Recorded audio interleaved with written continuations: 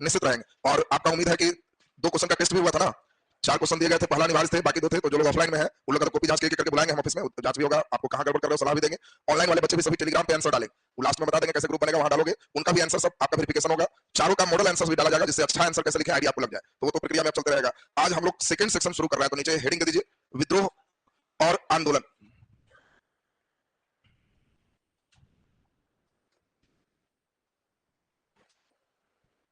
विद्रोह और आंदोलन बीपीएससी में 2 से 3 क्वेश्चन इसी से रहेगा। विद्रोह और आंदोलन एक इंपॉर्टेंट सेक्शन है, कला से 1 क्वेश्चन और विद्रोह और आंदोलन से 2 से 3 क्वेश्चन, 3 ही बनाना होता है। इसमें जो हम लोग पढ़ेंगे पूरे पाठ्यक्रम देख लें और एक एक करके हम लोग पूरी बात को डिटेल पढ़ेंगे। इसमें सबसे पहले हम लोग पढ़ेंगे संथाल विद्रोह। संथाल विद्रोह, संथाल विद्रोह के बाद तब हम लोग देखेंगे मुंडा विद्रोह। मुंडा विद्रोह, मुंडा विद्रोह के बाद तब हम लोग देखेंगे 1857 के विद्रोह में वीर कुंवर सिंह की भूमिका। वीर कुंवर सिंह की भूमिका, वीर कुंवर सिंह की भूमिका। नेक्स्ट 1857 विद्रोह में वीर कुंवर सिंह की भूमिका के बाद तब हम लोग देखेंगे चंपारण सत्याग्रह। इसके बाद हम लोग देखेंगे कृषक आंदोलन। कृषक आंदोलन में स्वामी सहजानंद सरस्वती।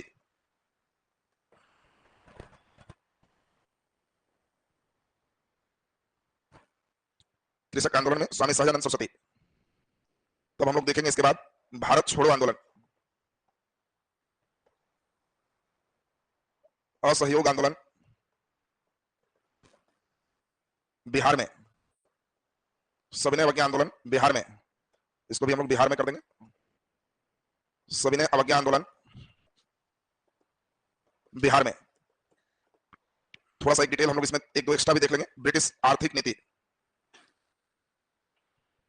और तब एक देख लेंगे बिहार में अंग्रेजी शिक्षा का विस्तार।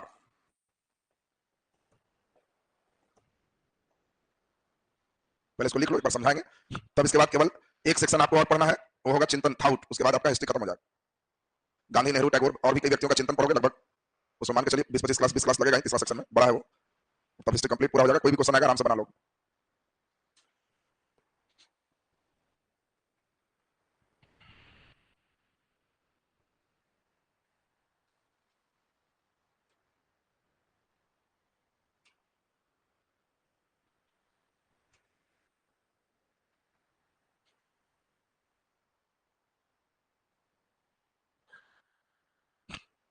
चलिए एक बार समझ लीजिए बढ़िया से। देखिए हिस्ट्री में आपको जो समझाया थे फिर से लास्ट बार समझे। एक क्वेश्चन कंफर्म होता है कला से, निश्चित है।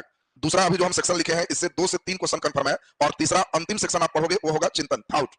गांधी, नेहरू, टैगोर, राजेंद्र प्रसाद, भीमराव अंबेडकर, लोहिया, जयप्रकाश नारायण, कई व्यक्तियों के चिंतन को अगर बढ़िया से समझ गए तो इससे भी 2 से 3 क्वेश्चन रहते हैं। मतलब अगर इससे 2 आया तो 2 1 3, 3 चिंतन से आ जाएगा। अगर इससे 3 आया तो 3 1 4, 2 चिंतन से आते हैं। तो ये 3 स्ट्रिप में आपका हिस्ट्री का सिलेबस है, जिसमें हम लोग एक सेक्शन पूरा बढ़िया से कंप्लीट कर ली। जितना दिन में कला समाप्त हुआ उतना ही दिन में विद्रोह आंदोलन समाप्त हो जाएगा। छोटा सेक्शन है, नंबर में समझो फायदा है 2 से 3 क्वेश्चन। टाइम टेकन चिंतन में थोड़ा सा लगेगा और फिर जैसे जैसे पढ़ते जाओगे सिलेबस कंप्लीट हो जाएगा। तो इसमें हम लोग पहले नंबर क्या पढ़ेंगे, संथाल विद्रोह, दूसरा मुंडा विद्रोह, दोनों मिला करके हो सकता है दे दे बिहार के जनजातीय विद्रोह, डायरेक्ट भी दे सकता है। तो आप अलग अलग भी पहले पढ़ोगे, फिर मिक्स करके क्वेश्चन देंगे, समझोगे। तीसरा नंबर हम लोग क्या देखेंगे, 1857 के विद्रोह में वीर कुंवर सिंह की भूमिका, स्पेशली इसी पर पढ़ना। तब हम लोग देखेंगे चंपारण सत्याग्रह, कृषक आंदोलन में स्वामी सहजानंद सरस्वती की भूमिका, भारत छोड़ो आंदोलन बिहार में, ये क्वेश्चन आया है, ये दोनों अभी तक नहीं आया। फिर भी हम लोग पढ़ेंगे असहयोग आंदोलन बिहार में, सविनय अवज्ञा आंदोलन बिहार में, ब्रिटिश आर्थिक नीति थोड़ा डिटेल कर दिए, पहला क्वेश्चन आवश्यक है, हो सकता है कहीं खींच के थोड़ा सा लंबा ले जाए, तो इसको भी पढ़ाएंगे। और बिहार में अंग्रेजी शिक्षा का विस्तार क्वेश्चन कई बार आ चुका है, तो इसको भी हम लोग देख लेंगे। इतने टॉपिक से 2 से 3 फिक्स आपका हो गया। तो चलिए हेडिंग दे दीजिए। आज हम लोग शुरुआत करेंगे किससे, संथाल विद्रोह। तो नीचे हेडिंग दे दें संथाल विद्रोह और धीरे धीरे एक एक करके हम लोग इसमें बढ़ते चले जाएंगे। संथाल विद्रोह, चलिए आराम आराम से छोटे छोटे खंड में ही क्लास होते जाएगा। और इस मंथ में हमारा टारगेट है कि इसको पूरा कंप्लीट कर दें। नेक्स्ट मंथ में आपका अंतिम सेक्शन कंप्लीट हो जाए चिंतन का, और पूरे सिलेबस आपका हिस्ट्री कंप्लीट हो जाएगा। देखिए संथाल विद्रोह में सबसे पहले हम लोग देखेंगे संथाल कौन थे। दूसरा नंबर देखेंगे इस विद्रोह के कारण क्या थे, इस विद्रोह के उद्देश्य क्या थे, इस विद्रोह के प्रारंभ कैसे हुआ और इसका विस्तार कैसे हुआ, कैसे आगे की ओर फैला। फिर हम लोग इसमें देखेंगे खास करके कि यह विद्रोह का दमन किस प्रकार से हुआ, इस विद्रोह का महत्व क्या रहा, इस विद्रोह की प्रकृति कैसी रही। इतनी बातों को हम लोगों को सीखना होगा। प्रकृति का मतलब है स्वतंत्रता के लिए है या किसी और काम के लिए है, किस नेचर का ये है, कैसा टेंडेंसी है, इसमें हम लोग डिटेल समझेंगे। तो इतनी बातों को हम लोग देखेंगे। आज के क्लास में 3 बात हम लोग क्लियर करेंगे, फिर इसका डिटेल यहां से यहां तक के अगले क्लास में क्लियर होगा। कल ही कंप्लीट हो जाएगा पूरा संथाल विद्रोह। तो पहले ड्राफ्टिंग कर लीजिए ओवरऑल, संथाल कौन थे, इस विद्रोह के कारण क्या थे, इस विद्रोह का उद्देश्य क्या था, इस विद्रोह का प्रारंभ और विस्तार कैसे हुआ, दमन कैसे हुआ, प्रकृति क्या था, महत्व क्या था।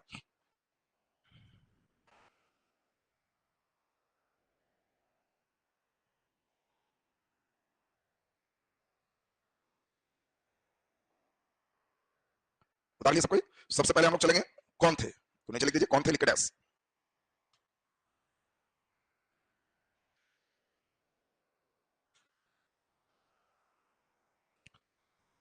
देखिए ध्यान दीजिए, यहाँ पे हम लोगों को बिहार और झारखंड मिक्स नक्शा का काम पड़ेगा, और यहीं पर का जो हिस्सा देख रहे हो, ये हिस्सा पूरे जो क्षेत्र है आपको ध्यान रखना है। बिहार में यहाँ पर का क्षेत्र कौन है, भागलपुर। बिहार में उत्तर की दक्षिण, दक्षिण बिहार यहीं पर है, तो बिहार का उत्तर की दक्षिण, दक्षिण झारखंड का उत्तर। ये देखो, ये जो क्षेत्र है, यहाँ एक आदिवासी रहते थे। आदिवासी का मतलब आदि निवासी, आदि माने पुराने जो निवासी हैं, इन्हीं को हम लोग क्या कहते हैं, जनजाति। और इस जनजाति का नाम था संथाल, या इसी जनजाति का नाम था हुल। तो ऐसा संभव है कि हम लोग पढ़ के जाए संथाल विद्रोह, परीक्षा में हुल विद्रोह देते, तो एक ही है संथाल को ही हुल का, तो संथाल विद्रोह का ही नाम हुल विद्रोह होगा। इन लोगों में है क्या टेंडेंसी समझिए, जनजाति लोग अपने जीवन बहुत ही प्राकृतिक ढंग से जीते हैं। हम लोग क्या करते हैं, प्रकृति का मानवीकरण करते हैं। आदिवासी लोग क्या करते हैं, प्रकृति का मानवीकरण करते हैं। दोनों में अंतर है, प्रकृति का मानवीकरण और मानव का प्रकृतिकरण। मानव का प्रकृतिकरण, देखो आदिवासी लोग मानव का प्रकृतिकरण करते हैं और हम लोग प्रकृति का मानवीकरण करते हैं। मतलब समझे आप लोग, हम लोग का लक्षण है कि भगवान को ही डांटते रहते हैं कि बुद्धि कम है, ऐसे होना चाहिए। ईश्वर को अपने अनुसार से मानवीकरण करते हैं। यहाँ जमीन ईश्वर ने दिया था, हम लोग कहे कि एकदम बुद्धि नहीं है, हम लोग कहाँ रहेंगे, जमीन दे दिए। और आपको तो और बुद्धि नहीं है, नदी में बालू दिया, यहाँ गिरना चाहिए तो ट्रक में लोड करके यहाँ गिरा दी। पहाड़ में गिट्टी दिया है तो तोड़ करके यहाँ ले आके, आपको दिमाग ही नहीं है। और यहाँ पर हम लोग अपना ढलैया किए, पंखा बनाए, लोहा कैसे किए। हम भगवान को कहे कि आपको बुद्धि नहीं है, ऐसा होना चाहिए, हम लोग अपना बना ली। ये लोग क्या करते हैं, मानव का प्रकृतिकरण। पेड़ देखे तो कहे वेरी गुड, प्रकृति ने मेरे लिए दिया है, वही मचान बना के वहीं रहेंगे, पंखा उंखा कोई जरूरत नहीं, ईश्वर जैसे दिए हैं हम वैसे ढलेंगे। तो ये मानव का प्रकृतिकरण। और दूसरा है कि ईश्वर जैसा दिया है, उनको बुद्धि कम है, हम अपने अनुसार से ढालेंगे। अब बताओ, कोचिंग में पढ़ने आए हो तो कोचिंग का विद्यार्थीकरण ठीक है कि विद्यार्थी का कोचिंग करे। अब तुम आए होते हैं, हमने कुछ व्यवस्था बना के रखे हैं, अब तुम इसमें कहने लगोगे सर को दिमाग नहीं, बेंच यहाँ होना चाहिए, टैंक वहां कर दो, ये पंखा यहाँ क्यों लगाया है, इसको टैंक वहां करो। जब तक हम नहीं आए तब तक तुम सब जुगाड़ अपना इधर उधर करना शुरू करो। अब एक दिन मटिया हुआ है, 2 दिन मटिया हुआ है, 3 दिन मटिया, तुम डेली चेंज कर रहा है, तो एक ना एक दिन तो गुस्सा आएगा और प्रकोप झेलना पड़ेगा। तो ईश्वर भी वैसे ही किसी न किसी दिन इसमें गुस्साते हैं, और प्रकोप में कभी भूकंप आता है, कभी कुछ आता है, इसी का प्रकोप होता है। अब तुम्हारे घर में हम जाए और हम अपने अनुसार से पलंग लंके हाथ करना शुरू करते, गुस्सा होना स्वाभाविक बात। वही चीज यहाँ देखिए है, इन लोग की खेती भी बड़ा बेजोर है। जनजाति लोग खेती कैसे करते थे, तो एक अलग पद्धति थी। वो पद्धति क्या थी, तो उसमें पेड़ को ही जला देते, पेड़ काट देते, सुखा देते, जला देते, और जलाने के बाद इसी पर खेती करते। इस कृषि को झूम कृषि कहते। अब देखो, पेड़ पौधा भी अच्छा खाद है, और इसीलिए वो लोग उस समय खाद उन लोग नहीं जानते, तो पेड़ पौधा को काट दिए, जला दिए, उसके राख पर ही 2-3 साल खेती किए, तब तक नेक्स्ट पेड़ काट के तैयार किए, फिर अगला पेड़ काट के तैयार किए, बढ़ते गए। लेकिन ये नहीं समझना कि बढ़ रहे हैं, इन लोग की टेंडेंसी है कि बढ़ते जाए, और जब आगे बढ़े तो पिछला पेड़ फिर नया लगा दे, ताकि पूरा अंतिम होते होते फिर तैयार हो जाए, चक्रीय रूप में इसका यूज कर सके। और इस कृषि का नाम क्या है, झूम कृषि। इन लोगों की राजनीतिक सिस्टम भी अलग थी। इन लोग संथालों का था परम पंचायत। परम पंचायत का मतलब होता था कि संथाल लोग में जो सबसे पढ़े लिखे हैं, एक व्यक्ति हेड होगा, वो एक पंचायत बुलाएगा, सभी संथाली को उसमें आना है, और जो यहां से निर्देश दिया जाएगा वो आपको पालन करना। इन लोग की टेंडेंसी थी कि हम जिस क्षेत्र में रहते हैं वहां बाहरी लोगों का प्रवेश ना हो। इनका रहन सहन जीवन बिल्कुल हम लोगों से अलग, और बाहरी लोग को इन लोग दीकू कहते थे। देखो कुछ कुछ टेक्निकल वर्ड मिलेगा, बाहरी लोग का नाम क्या है, दीकू। तो ये चाहते थे कि दीकू का हस्तक्षेप हमारे जीवन में ना हो, हम अपने स्वयं यहाँ पे रहे। जंगल को काट के भूमि मेहनत से बनाते थे, तो भूमि पर भी इनका एक स्वाभाविक लगाव था कि हमने बड़ा मेहनत करके जंगल काट के भूमि बनाया, तो इस पर भी इनका लगाव है। भूमि स्वयं मेहनत से बनाए हैं, तो ये लोग सामूहिक टैक्स देते थे। सामूहिक कर का मतलब सभी संथाल मिला के अपना परम पंचायत के प्रमुख को टैक्स देते थे। इसी पद्धति से वो सभी लोग चल रहे थे। लेकिन अब अंग्रेज जब आए तो सिस्टम क्या हुआ उसको समझिए। 1793 आते आते आपको मालूम है कि लॉर्ड कॉर्नवालिस ने अस्थायी बंदोबस्त लागू किया बिहार, बंगाल और झारखंड के क्षेत्र, और यहीं पर जमीन का हेड किसको बना दी, जमींदार को। और देखिए, इनका क्षेत्र भी जमींदारों के अधीन किया। इनका कहना था कि मेहनत करके जमीन हम बनाए, पहाड़ी क्षेत्र में हम रह रहे हैं, बहुत उपजाऊ नहीं है, हम सामूहिक रूप से टैक्स देते हैं। अंग्रेजों ने कहा कि नहीं, जमींदारी प्रथा में व्यक्तिगत रूप से टैक्स देना हो, एक एक व्यक्ति अलग अलग टैक्स दोगे, और तुम्हारा हेड कौन होगा, जमींदार। और यहीं पर जो भू राजस्व का दर था, वो पहले जो लोग सामूहिक में देते थे उससे 20 गुना ज्यादा कर दिया। अब बताइए, भू राजस्व का दर भी बहुत उच्च रहा, और इसके कारण कई बार बाढ़ है, सुखाड़ है, तो ये बेचारे सीधे साधे लोग थे, बहुत दिमाग नहीं लगाते। आदिवासी लोग जल्दी इधर उधर नहीं करते, एकदम सीधा साधा। और इन लोग क्या किए, बाढ़ सुखाड़ में भी जब टैक्स वसूल करने लगे, तो इन लोग एक नए के फेर में पड़ गए, महाजन, सेठ जी जिसको कहते हैं। वो एकदम पैसा लेकर बैठे हुए हैं सूद ब्याज पर देने के लिए। एक बार इनके चंगुल में जो फंस जाए, 500% तक टैक्स लेते थे। इतना हाई टैक्स था कि जो बेचारा इसके चंगुल में गया तो उसका जमीन, जो भी अपना सब चीज, हर चीज पर इसका कब्जा हो जाएगा। अब इन दोनों के कारण इनका जो जमीन था, इस पर धीरे धीरे किसका प्रभाव होने लगा, दिकुओं का, बाहरी लोगों का प्रभाव होना प्रारंभ हो गया। ये दो मेन रीजन रहा। तीसरा सबसे बड़ा जो कारण रहा वो समझिए, अंग्रेज लोग जब इनके साथ काफी अन्याय करते, तो ये लोग बेचारे किनके शरण में जाते, पुलिस के। और किसके शरण में जाते, न्यायालय के। जज सब अंग्रेज, पुलिस स्टेशन अंग्रेज। देखिए आदिवासी लोग सीधा साधा, वो पुलिस भी अंग्रेज का ही पक्ष ले, जमींदार का ही पक्ष ले, महाजन का ही पक्ष ले, भले उसी की गलती क्यों ना। न्यायालय भी अब जो भी सजा देना है वो अंग्रेज को नहीं देगा, सब किसको देगा, सिर्फ संथाल को। तो इन लोगों का इससे भी विश्वास बढ़ गया कि खत्म हो गया, खत्म हो गया। विद्रोह तो तभी ना होता है जब लगता है कि अंतिम कोई उपाय इलाज नहीं बच रहा है, तो ये भी इलाज इनका खत्म हो। अब यहां से हम लोग देखें अगला कड़ी फिर जो आया वो कड़ी इंपॉर्टेंट समझिए। यहां पर एक रेलवे लाइन बिछना था भागलपुर से वर्धमान तक। अब देखिए अंग्रेज उस समय में आपको मालूम है लॉर्ड डलहौजी भारत में पहला ट्रेन चलाया कब? 1853 में। तो वही आसपास का ही फेज इस समय भागलपुर से वर्धमान एकदम पश्चिम बंगाल तक रेलवे लाइन बिछाना था। और उस समय खोजा गया कि लेबर कहां से आए, तो हुआ कि वाह सबसे बढ़िया लेबर कौन है? संथाल। ये सीधा साधा है। और यहां अंग्रेज ठेकेदार लोग देखे कि पुलिस पुलिस सब पक्ष में, तो इन संथालों से जबरन बेगार लिया गया। बेगार समझते हो? काम करा के पैसा नहीं दे, आदमी कहता है कि हम बेगारी खटने नहीं आए, पैसा निकाल। तो इन लोग क्या करें? आराम से संथालों से काम कराए, पैसा कुछ नहीं दे, अगला दिन ट्रिंग करे तो पिटाई ऊपर से करें, जबरदस्ती काम कराए। इससे भी पूरे संथाल लोगों में बड़ा गहरा असंतोष कि बताइए कि हमारा पूरा का पूरा क्षेत्र में काम करा रहा है, पेमेंट भी नहीं दे रहा है, पुलिस न्यायालय भी उसी के पक्ष में है। मिला जुला के एक संथालों में गहरा रोष था। और इसमें एक व्यक्ति और काम कर गए, चोरी की एक घटना हुई। बहुत बड़ी चोरी नहीं थी अंग्रेज का, वहीं रह रहे थे, छोटी सामान चोरी हो। और ये क्या किए? चोरी होने पर अगल बगल के कई संथालों को पकड़ के थाना ले गए और बहुत बेरहमी से मारना शुरू की। संथाल लोग देखा कि मार रहे हैं, तो पूरा संथाल थाना पे हमला किया और जो दरोगा मार रहे थे वो दरोगा कहीं पीट पीट के सब हत्या कर दी। अब देखिए संथाल लोग जल्दी फॉर्म में नहीं आ रहे थे, लेकिन देखो फॉर्म में आ गए और पीट पीट के हत्या करने के बाद अब इन पर भी केस हो गए, भाई दरोगा की हत्या कर दी है, तो कई संथाल फिर पकड़े जा रहे हैं। तो इसी बीच अब एक घटना देखेंगे, चार भाई हैं। ये लोग झारखंड में एक जगह है भगनाडीह, जगह का नाम क्या है? भगनाडीह। और इसमें डेट रख जाना है 30 जून 1855। बड़ा इंपॉर्टेंट डेट। जनरली डेट फेट का हिस्ट्री में काम नहीं होता, लेकिन जहां काम है वो डेट आपको ध्यान रखना होगा। 30 जून 1855। झारखंड का जगह कौन है? भगनाडीह। यहाँ मेन व्यक्ति है सिद्धो और कान्हो। फिर इसी का दो भाई है चांद और भैरव। ये सबको सेनापति बनाया जाएगा, ये लोग अपने हेड बनेंगे। और संथाली सीधे साधे थे कि भगनाडीह में परम पंचायत का आयोजन किया गया कि जितने संथाली लोग हैं पहुंचो, ये दरोगा हत्याकांड इनके तत्कालिक कारण। और 10,000 संथाली पहुंच गए। और इसमें सिद्धो और कान्हो ने कहा कि हमको रात में सपना आया और सपना में स्वयं ठाकुर जी आए थे। ठाकुर जी कौन थे? ठाकुर जी कौन थे? तो संथालों के भगवान। ध्यान दीजिए, इसीलिए आपको कहना है कि ये जो आंदोलन है ये देवत्व से प्रेरित है। अब ध्यान दीजिए, इनके भगवान का नाम क्या है? ठाकुर जी। बाकी फिर पढ़ोगे मुंडा विद्रोह तो वहां सिंह बोंग आएंगे, है ना? तो सिंह बोंग मुंडा का देवता हो जाएगा, इनके ठाकुर जी। अब ध्यान दीजिए, तो ठाकुर जी सपना में आए हैं और कहे क्या है कि तुम सभी लोग अंग्रेजों को मारो, हम तुम्हारी ओर से रहेंगे। अब सब संथाल बात कर रहा है कि भगवान हमारे तरफ से रहेंगे, तो हमको कौन हराएगा? अब एकदम विजय हम लोग का पक्का है। और यही डेट एक इंपॉर्टेंट डेट है। देखते देखते अंग्रेजों के खिलाफ सबसे बड़ा जनजातियों का पहला आंदोलन शुरू होता है, संथाल विद्रोह। कब? 1855। तो ये तो हम लोग डिटेल देखेंगे कैसे शुरू हुआ, क्या हुआ। अभी आप ओवरऑल जो सुने उसको थोड़ा और लाइनअप करें। इस क्षेत्र में संथाल जहां रह रहे थे, क्या उसमें बिहार है कि नहीं है? बिहार में कौन जगह? भागलपुर का जगह। और झारखंड का राजमहल की पहाड़ी, इधर जो पहाड़ी है उसका नाम क्या है? राजमहल की पहाड़ी। तो झारखंड के राजमहल की पहाड़ी और बिहार का भागलपुर, ये संथालों का जो क्षेत्र है इसी को दामिने कोह के नाम से जानते हैं। इस एरिया का नाम क्या है? दामिने कोह। आपसे पूछेंगे दामिने कोह तो समझना कि समझ गए, यह एक एरिया है जो बिहार में दक्षिण पूरब और झारखंड में उत्तर पूरब में केंद्रित है। और यहीं पर एक जनजाति रहते थे जिनका नाम क्या था? संथाल या हुल। और इनके द्वारा किया गया विद्रोह क्या कहलाया? संथाल या हुल विद्रोह। सबसे इंपॉर्टेंट विद्रोह 1855 से 56 चला। क्वेश्चन सेटर देखो कितना तेज होता है। उसको संथाल पूछने का मन करेगा तो पूछेगा यही, लेकिन तुमको दे देगा 1857 के पूर्व बिहार में होने वाले जनजातीय आंदोलन का उल्लेख करें। अब कोई लड़का मुंडा को रोक दिया, मुंडा 1899 है, अभी नहीं कि तुमको दे रहा 57 के पूर्व तो कनल लड़ गया और संथाल मुंडा सब लेके चला। तुमको ब्रेक मार दिया 57 के पूर्व, तो मतलब क्या हुआ? संथाल 55-56 में है, मुंडा कब है? 99 नहीं लिखा है। हाँ कहता 57 के बाद, तो संथाल रुक गया, मुंडा चले। कोई जरूरी नहीं है कि मुंडा करेगा तभी मुंडा होगा, बिना इसको किए भी क्वेश्चन पूछ सकता है। ये तुम्हारा अपना प्रेजेंस ऑफ माइंड चाहिए कि किधर की ओर इशारा कर रहा है। तो अब पहला नंबर बात आप समझ गए। सबसे इंपॉर्टेंट बात, संथाल कौन थे? तो संथाल एक जनजाति थे जो कहां रहते थे? बिहार के भागलपुर से झारखंड के राजमहल की पहाड़ी तक। इनके हिस्से का नाम क्या था? दामिने कोह था। तो ये लाइन तो क्लियर है सबका? लिख दीजिए पहले कौन थे में, और फिर इसके कारण डिटेल चलेंगे। लिखिए संथाल। संथाल संथाल जनजाति थे, संथाल जनजाति थे जो बिहार के भागलपुर से, बिहार के भागलपुर से झारखंड के राजमहल की पहाड़ी, झारखंड के राजमहल की पहाड़ी तक, राजमहल की पहाड़ी तक निवास करते थे। इनके निवास क्षेत्र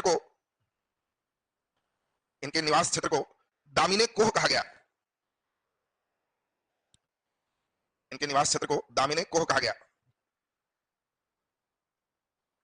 इनका क्षेत्र बिहार के दक्षिण पूर्व भाग में और झारखंड के उत्तर पूर्व भाग में था।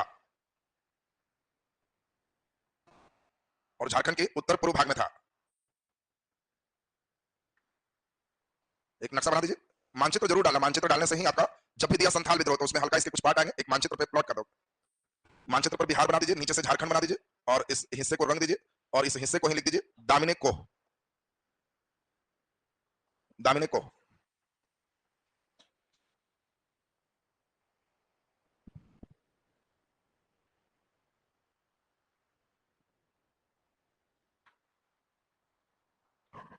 दामिने कोह लिखा गया सबसे। चलिए नीचे लिख दीजिए संथाल विद्रोह के कारण। हम लोग पहले ओवरऑल व्यू चलेंगे, संथाल विद्रोह के कारण देखेंगे, उद्देश्य देखेंगे, प्रारंभ अंत देखेंगे, सब चीज चलेगा, फिर क्वेश्चन कैसे आएगा फिर उस पर चलेंगे। संथाल विद्रोह के कारण, संथाल विद्रोह के कारण, चलिए ध्यान दीजिए। सबसे इंपॉर्टेंट बात देखें, पहला मुख्य कारण हम लोग देखें कि संथाल अपने क्षेत्र में परंपरागत कृषि, झूम कृषि करते थे।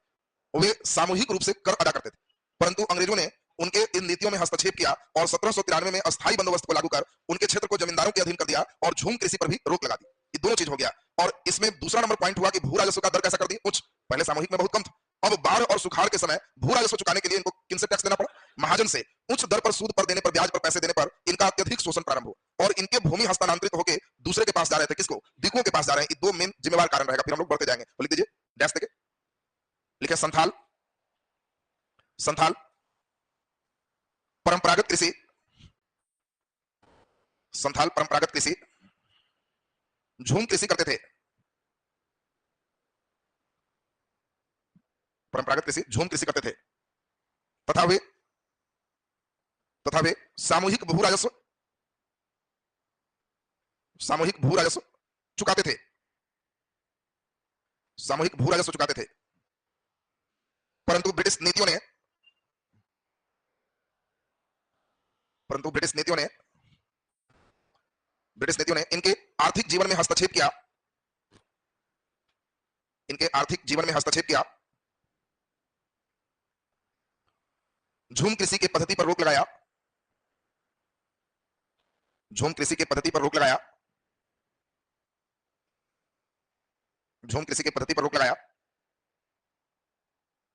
झूम कृषि के पद्धति पर रोक लगाया तथा अस्थायी बंदोबस्त के द्वारा, तथा अस्थायी बंदोबस्त के द्वारा, अस्थायी बंदोबस्त के द्वारा इनके भूमि को, इनके भूमि को जमींदारों के अधीन कर दिया, इनके भूमि को जमींदारों के अधीन कर दिया। चलिए नीचे डैश देखिए, नेक्स्ट पॉइंट चलेगा। जमींदारी प्रथा में, जमींदारी प्रथा में संथालों की भूमि पर, संथालों की भूमि पर उच्च भू राजस्व का दर निर्धारित किया गया, उच्च भू राजस्व का दर निर्धारित किया गया, उच्च भू राजस्व का दर निर्धारित किया गया। बाढ़ और सुखाड़ के समय, बाढ़ और सुखाड़ के समय, बाढ़ और सुखाड़ के समय भू राजस्व चुकाने के लिए, भू राजस्व चुकाने के लिए संथाल महाजनों के चंगुल में फंसते चले गए, संथाल महाजनों के चंगुल में फंसते चले गए। महाजनों के द्वारा, महाजनों के द्वारा अत्यधिक ब्याज दर से,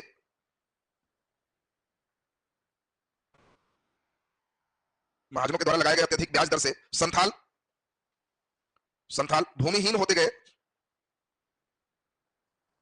संथाल भूमिहीन होते गए और इनकी भूमि पर, और इनकी भूमि पर दिकु, दिकु ब्रैकेट में दिकु मतलब बाहरी, दिकु ब्रैकेट में बाहरी प्रभाव बढ़ने लगा, दिकुओं का प्रभाव बढ़ने लगा। नेक्स्ट पॉइंट, अगला नंबर हम लोग चलेंगे। तत्कालीन पुलिस और न्याय प्रणाली, तत्कालीन पुलिस और न्याय प्रणाली, न्याय प्रणाली ब्रिटिश जमींदार और महाजन के पक्ष थे, ब्रिटिश जमींदार और महाजन के पक्षधर थे, ब्रिटिश जमींदार और महाजन के पक्षधर थे, महाजन के पक्षधर थे, जिससे, जिससे संथालों को उचित न्याय न मिलने के कारण, संथालों को उचित न्याय न मिलने के कारण, उचित न्याय न मिलने के कारण उनके अंदर गहरा असंतोष उत्पन्न हुआ।